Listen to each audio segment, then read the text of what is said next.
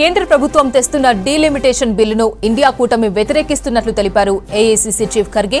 Parliament ప్రత్యేక సమావేశాల్లో delimitation బిల్లుకు వ్యతిరేకంగా ఓటు వేస్తామని ప్రకటించారు. మహిళా రిజర్వేషన్ బిల్లుకు మాత్రం ఇండియా కూటమి మద్దతు ఇస్తుందని చెప్పారు. అయితే మహిళా బిల్లును తీసుకొచ్చిన విధానాన్ని తప్పుపడుతున్నట్లు తెలిపారు. ఖర్గే నివాసంలో ఇండియా కూటమి సమావేశం ముగిసింది. కేంద్ర ప్రభుత్వం తెస్తున్న డీలిమిటేషన్ బిల్లును ఇండియా కూటమి వ్యతిరేకిస్తున్నట్లు తెలిపారు ఏఐసీసీ చీఫ్ ఖర్గే. పార్లమెంట్ ప్రత్యేక సమావేశాల్లో డీలిమిటేషన్ బిల్లుకు వ్యతిరేకంగా ఓటు వేస్తామని ప్రకటించారు. మహిళా రిజర్వేషన్ బిల్లుకు మాత్రం ఇండియా కూటమి మద్దతు ఇస్తుందని చెప్పారు.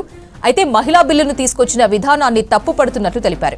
ఖర్గే నివాసంలో ఇండియా కూటమి సమావేశం ముగిసింది. Only I can say that we all are in favor of women's reservation bill, but the way in which they have brought, for that we have got reservations, and it is politically motivated just to trap and suppress the opposition parties. The government is doing like this. Therefore, we all have decided we will, though continuously we are supporting Women's Reservation Bill 2010, then even 2023, it is unanimously accepted the constitutional amendment, and we are insisting that they should implement that whatever earlier amendment is passed. And secondly, that delimitation, they are also playing some tricks. Therefore, all party, we are going to take one stand. We unitedly should fight in Parliament and all opposition parties unitedly, and this is the only thing I want to convey you, because we are united in this, and unitedly we have decided, and we'll oppose this bill. But I want to tell you, we are not against the reservation. The way in which they have put in the bill, whether it is delimitation, whether they have not even cleared census, and almost all powers of the constitution the executive is taking, and mostly the power which can be executed by the institutions, the parliament they have given, so that they can change delimitation at any time, and they have done mistakes, or they have already deceived us in our Assam and also our Jammu and Kashmir, several places. So therefore, we will fight unitedly on that issue. Tamil Nadu Bengal assembly ఎన్నికల్లో లబ్ధి పొందడానికి మహిళా reservation బిల్లును తెస్తున్నట్లు చెప్పారు ఖర్గే. కేవలం ప్రతిపక్ష పార్టీలను అణచివేయడానికే ప్రభుత్వం ఇలా చేస్తోందన్నారు. మహిళా రిజర్వేషన్ బిల్లుకు మద్దతు ఇస్తున్నప్పటికీ గతంలో చేసిన సవరణలను అమలు చేయాలని కోరుతామని చెప్పారు. డీలిమిటేషన్ విషయంలో కేంద్రం కొన్ని కుతంత్రాలు పన్నుతోందని విమర్శించారు. ఈ బిల్లును పొందుపరిచిన విధానం సరిగ్గా లేదన్నారు. కనీసం జనాభా లెక్కలను కూడా ఆమోదించకుండా డీలిమిటేషన్ బిల్లు ఎలా తెస్తారని ప్రశ్నించారు. దీనిపై పార్లమెంట్లో ఇండియా కూటమిలోని పార్టీలన్నీ ఐక్యంగా పోరాడతాయని తెలిపారు ఖర్గే.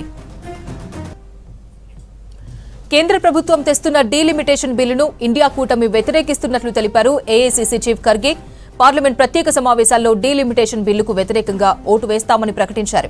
మహిళా రిజర్వేషన్ బిల్లుకు మాత్రం ఇండియా కూటమి మద్దతిస్తుందని చెప్పారు.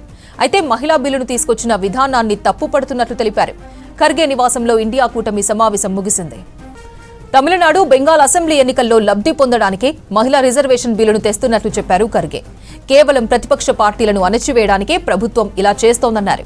మహిళా రిజర్వేషన్ బిల్లుకు మద్దతిస్తున్నప్పటికీ గతంలో చేసిన సవరణలను అమలు చేయాలని కోరుతామని చెప్పారు. డీలిమిటేషన్ విషయంలో కేంద్రం కొన్ని కుతంత్రాలు పన్నుతోందని విమర్శించారు. ఈ బిల్లును పొందుపరిచిన విధానం సరిగా లేదన్నారు. కనీసం జనాభా లెక్కలను కూడా ఆమోదించకుండా డీలిమిటేషన్ బిల్లు ఎలా తెస్తారని ప్రశ్నించారు. దీనిపై పార్లమెంట్లో ఇండియా కూటమిలోని పార్టీలన్నీ ఐక్యంగా పోరాడతాయని తెలిపారు ఖర్గే. सारे विपक्ष पार्टियों की बैठक हुई है. जो 3 बिल पेश किए जा रहे हैं लोकसभा में पहले और उसके बाद में राज्यसभा में आएंगे. एक संविधान संशोधन विधेयक है और 2 बिल स्टैट्यूटरी बिल हैं. कुल मिलाकर 3 बिल पर चर्चा हुई. पहली बात जो सर्वसम्मति से ये साफ हुआ कि जो 2023 में अनुच्छेद 334 ए आर्टिकल 334 ए सितंबर 2023 को हमारे संविधान में शामिल किया गया था. सर्वसम्मति से 1/3 आरक्षण महिलाओं के लिए हम चाहते हैं उस प्रावधान को तुरंत लागू किया जाए. हमारी मांग 2023 में यही थी, परंतु सरकार ने हमारी मांग नहीं मानी और 2 शर्तें लगा दी आर्टिकल 334 ए में कि एक नया सेंसस होगा, उसके बाद परिसीमन होगा और उसके बाद आरक्षण लागू होगा. पर हमने मांग की थी कि ये 2024 के लोकसभा चुनाव से ही लागू होना चाहिए. हमारी मांग का नजरअंदाज किया गया और कहा गया कि आगे देखा जाएगा कब से लागू होगा. अभी अचानक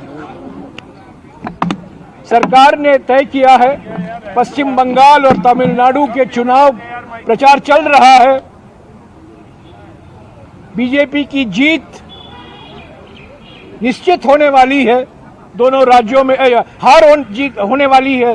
दोनों राज्यों में डीएमके अलायंस और तमिलनाडु में, और बीजेपी की भारी हार होने वाली है पश्चिम बंगाल में.